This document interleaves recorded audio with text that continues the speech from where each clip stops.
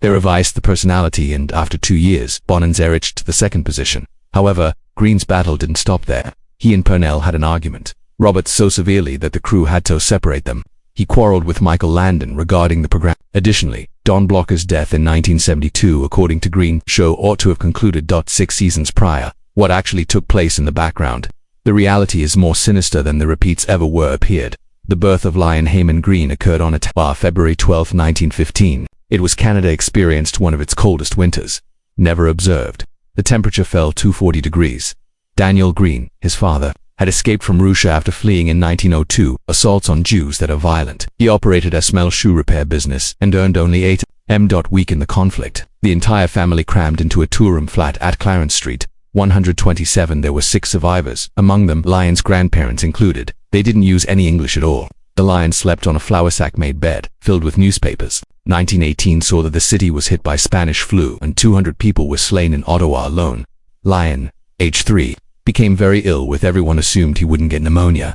However, his grandma forced him to consume honey and raw garlic once per hour. For several weeks he managed to survive somehow. His Dora, her mother, worked 14 hours a day in a factory, making only 15 cents every hour.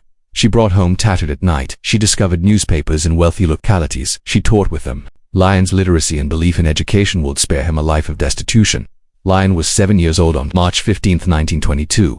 Once more his life was altered. At precisely 2:47, his father's cobbler in the afternoon, the store caught fire. Mixed bad wiring with odors from shoe polish and arranged the $400 worth of equipment and tools, which would be approximately $6,000 in today's currency. Daniel hardly served. He had terrible hands. Burnt while attempting to rescue his tools. They lacked insurance. He was still in debt by $200 rent. They were forced to leave and ultimately residing in the Hebrews' basement, Chapel Street Benevolent Society. 12. It was packed with families. The Lion continued to sleep on an outdated army cut and began to have a screaming and fire-related nightmares. There are scars from that fire. He was terrified as a child of debt and didn't want to depend only on a single job. In Hollywood, years later, that fear influenced his financial decisions and steered clear of hazardous investments. Daniel ultimately, I obtained a $50 loan from the Jewish Loan Society and established a more compact store, but the family didn't return to where they were. Lion never forgot that loss. By 1928, Lion was 13 years old and enrolled in Lisgar Collegiate. That autumn, he was cast as the school's third tree. The Enchanted Forest is a play.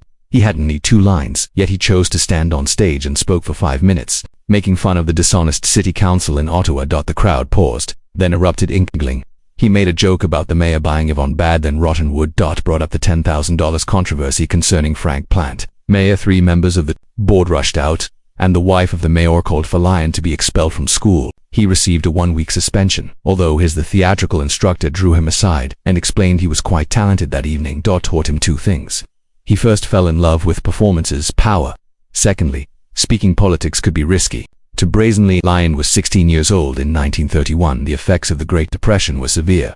The unemployment rate in Canada was 27%. Lion began going to landfills and junkyards to gather damaged cables and tubes. He intended to construct a radio using $2.75, avoided having to deliver newspapers and 80 sign based on well-known mechanics. He constructed a super heterodyne with 5 tubes. Radio in the coal cellar of his family. His father forbade him from using the Lion operated by candlelight because of this. The radio received stations from Pittsburgh and Chicago. When his mom, she shattered it when she heard him listening. A rolling pin. According to her, performances were worse than circus performers. Still resentful regarding a relative who didn't succeed in entertainment industry. However, Lion simply rebuilt it and continued to practice in the neighbor's garage, every night between midnight and 2 in the morning.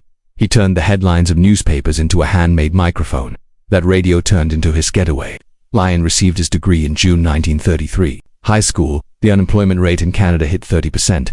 He was given $15 per week by his uncle employment at the Imperial Bank, although Lion rejected it. Rather, he signed up 4th Ottawa Little Theatre's acting school theater. The monthly tuition was $8. He had just $23 was saved. His dad blew up in Ridge. Their fighting was so noisy that the cops were contacted by neighbors. But Lion took Lorne's name after reading about the River Lorne in Scotland, attempting to construct a new persona. The cost of his first semester was paid with his father's gold pocket as collateral, fissure that lasted for 3 years in the household. However, Lorne had made his decision. Lorne Greene joined CBC in 1939. Toronto Radio. He was 24. He had just returned from the neighborhood of New York A Playhouse. He soon rose to become the primary national news source. He even created a useful reverse stopwatch. time is monitored by announcers during living parts. He was referred to as the Canadian voice. However, when World War E began and he started reading casualty reports, that moniker became gloomy. His "the worst" was delivered in a deep, solemn voice. News to households nationwide. As over 45,000 Canadian soldiers lost their lives, his voice came to represent death. People began referring to him as the voice of gloom. He felt the weight of it. It was excessive sorrow every night. Finally, he joined the Royal Canadian after leaving CBC Air Force. He was a broadcaster roles, narrating documentaries on war like Churchill's and fighting Norway's land. That final one even took home an Academy Award. However, following the war, Quebec attempted to cut his outsider profits. He declined. He left the staff employment and started working as a freelancer.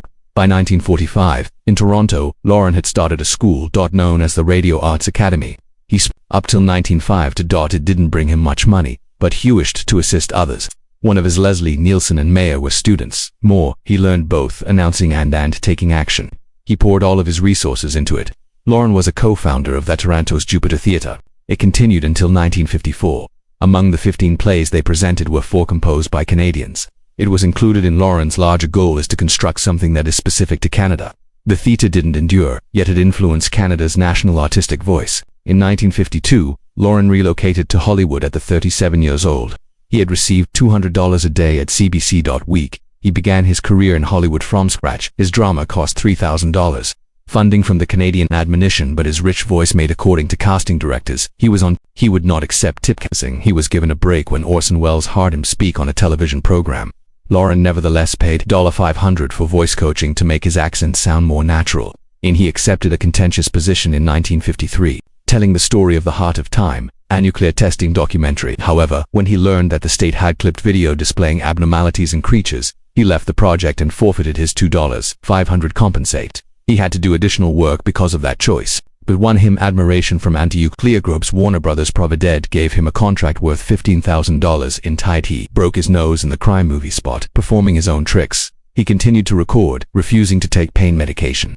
That position was earned. Show him respect. The film earned $1.2 million. He bequeathed a $25,000 in 1956 soap opera agreement to participate in AA science fiction radio show named The Garrick Powers Story. Only paid $300 for each episode. He acted as a scientist's warning listeners regarding radiation.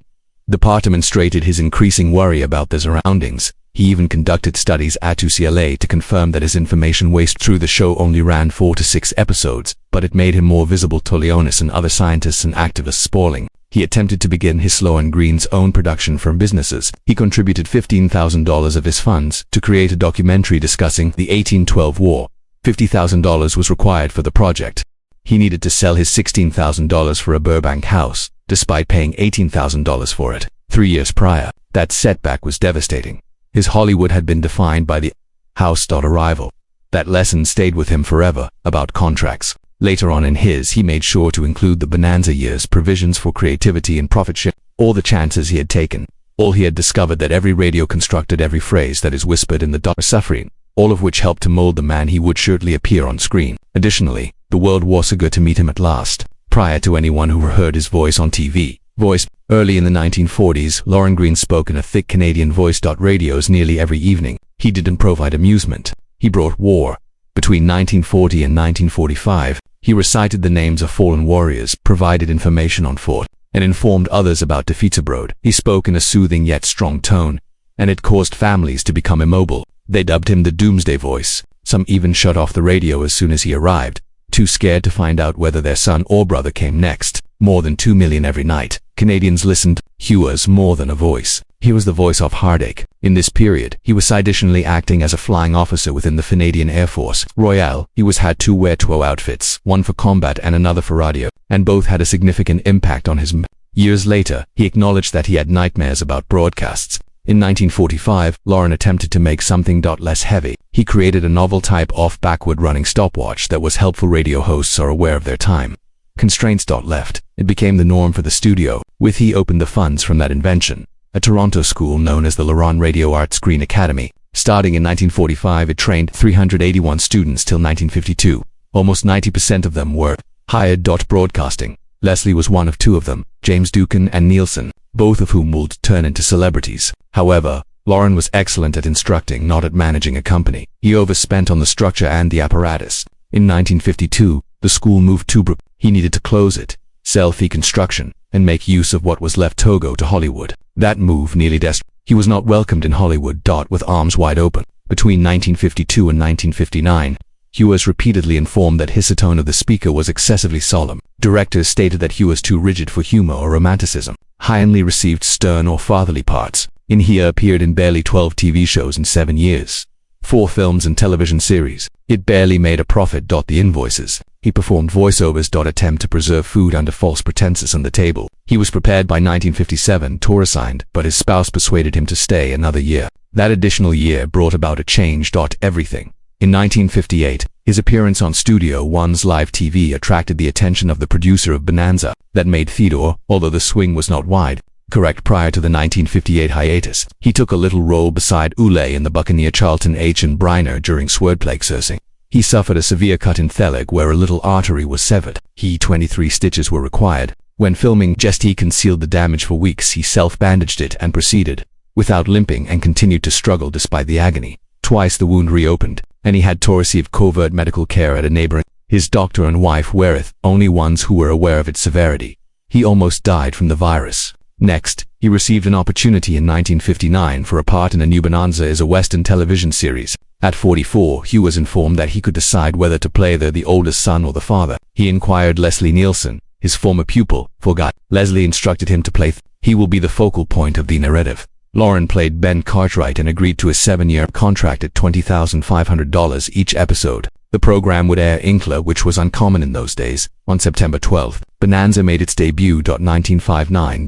Although it didn't blow out immediately, Lorne was transforming it already from the within. Just 16 episodes later, Lorne voted to resign. Ben, he said, Cartwright struck me as superficial and aloof. He desired for the scripts to display the character as more genuine. A father figure, not just a gun-wielding dude. Then, the program came in at number 45. Risk of cancellation. However, the authors paid attention. By the 13th episode, Dabin was rewritten to be wiser and friendlier, that the program wasn't saved by change alone. He turned as the center of Bonanza's life. In 1961, the numbers surged to number 2. Prior to the show's premiere, peak issues began on the set. Lorne had a heated argument with Pernell Roberts. Played his son. Pernell believed Lorne tried to exert control and behave like a boss. Excessively. They quarreled frequently, occasionally shouting so loudly that the producers had to move. For Lorne, he was a leader. He was viewed by Pernell as a tyrant. They disagreed on nearly anything. By 1964, Lorne's earnings per episode were $2,500, plus additional compensation as a consultant.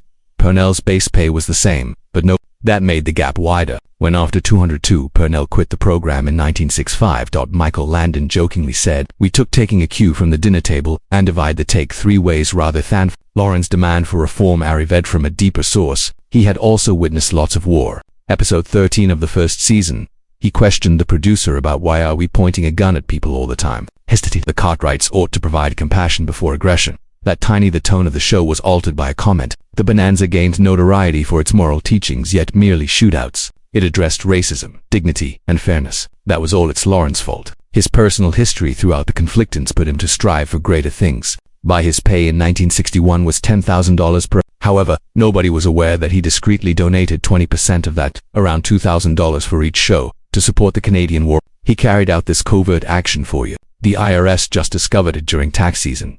In the 1970s audits, he had lost his own brother during the pandemic in 1918 and had witnessed Europe had an excessive number of orphans during the.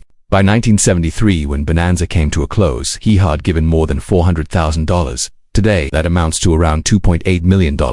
He directed his debut episode in season 4. It aired and was named War Wagon. In the season of 1962 to 1963, when Bonanza was placed 4th. He revised a scenario in which Dan Blocker makes a statement regarding the well-being of animals. That didn't sit nicely with a few members of the stunt team who protested by leaving the set. Lorne remained steadfast, even if it caused it more difficult behind the scenes. In 1964, he had lines about personal lives, although he had an affair while filming on location. The tabloids made it. When Hay had been Rita Haynes' spouse from 1938, followed by the birth of twins in 1944, the revelation of the romance stunt has. Ringo, his song, recently became popular.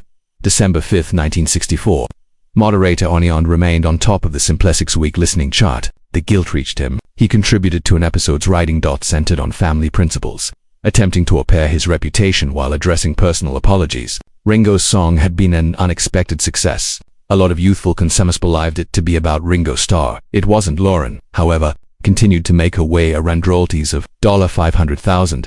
He provided that funds for anti-nuclear initiatives. He had, together with the National Film Board of Canada, at DUI Wharton, and possessed powerful opinions regarding nuclear weapons. He even sent letters to senators in the U.S. requesting modifications to the policy. He was aware of that type of activism can reduce his appeal with the conservative viewers of Bonanza. He did that. By 1966, a new war was in the making, this time alongside Michael Landon. Landon desired more than show's romantic tales to appeal to younger admirers. Lorne disliked the trashy distraction, he said. When Landon began overseeing his own episodes, it produced two distinct ideas for the show. It grew silent. Battle behind the scenes. Purnell had already departed, and Lorne discovered he got into a quarrel with another son. Character on the scene. The strain weighs. However, despite that stress, he moved the show along. Season 7. He helped produce episodes that addressed the wish that deal directly with prejudice. He ensured that Native Americans were included in the game. By actors from the Native culture. Hate mail was sent to him for it. However, the NRCP took note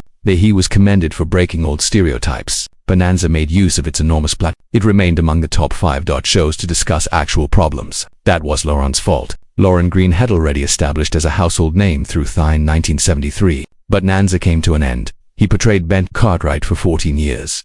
The powerful role model in one of the most popular television westerns ever produced. However, in 1978, when he was 63, something unexpected occurred. He went into science fiction. He was cast that year as the Battlestar Commander. It was more than just a new position. It was a radical change in his professional life.